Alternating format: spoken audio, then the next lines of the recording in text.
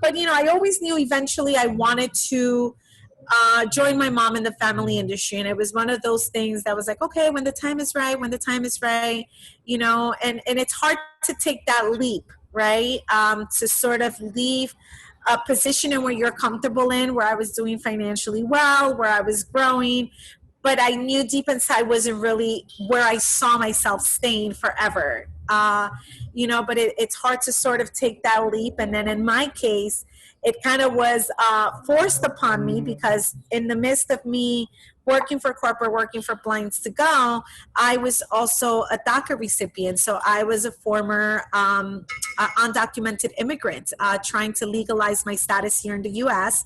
So back in 2012, back in 2011, I got arrested by ICE.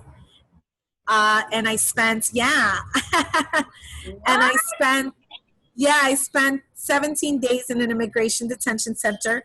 And what that resulted in was me losing my corporate job, because obviously, they realized that my legal status wasn't where it should be. And I was in a position where I had to start all over.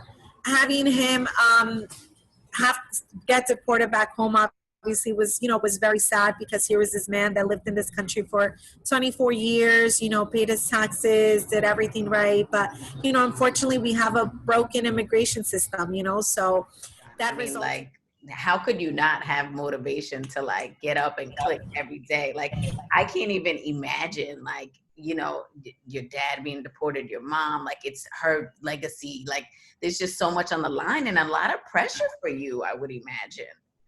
Yes, for sure. So are you, do you, like, what are some of the daily challenges that you're going through at the restaurant with workers, with just maybe some of the things that you thought that you would have been okay with, and then all of a sudden it's like, oh my God, I didn't realize this was that hard. Right. Oh, well, when I first became an entrepreneur, a restaurant owner, I think the hardest challenge for me was just getting used to the unstableness that comes with running a business, meaning that there's always something that comes up. And, for as much as you can have your day planned, especially in the restaurant industry, I think when you run any brick and mortar business, right, you're dealing with employees, you're dealing with staffing, someone calls out, the electric panel blows out, and now you have to, you have to take care of that. A fridge stops working. I think it's important to have a good vision of what you want your business to be, what you want your brand to be, because people are going to constantly challenge it, and people are going to constantly tell you how it could be different. And you have to really believe what you want it to be. And it doesn't mean that you're not open to feedback and you're not open to changes, but you're also confident enough to say, no, this is what I envision El Corto to be, and this is what it's going to be. And one of the things that I, as a Latina, have gotten over and have gotten better at, I still struggle with it, is a lot of times we limit ourselves because we don't know how to ask for help, and we don't know that there are so many resources that we can tap into to help us achieve the things that we want. Right? It's very tough, right? And it's hard to find the resources of someone that's going to really guide you through it. And it can be very discouraging, and it can be very easy to just say, I know, no, like, you know what, I'm okay. I'll just figure it out on my own. Like, yo estoy bien, like, we're good, And I think, like, that's one of the things I feel as a minority business owner, as a Latina, that I've gotten myself to a mental state to sort of say, no, I'm going to figure out how to ask for help. And I'm going to, figure out if I can get someone to help me with that, then that's what I'm going to do.